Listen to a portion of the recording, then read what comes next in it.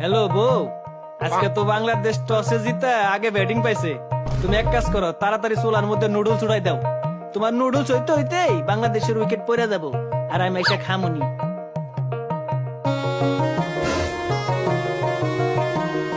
আমরা পারি না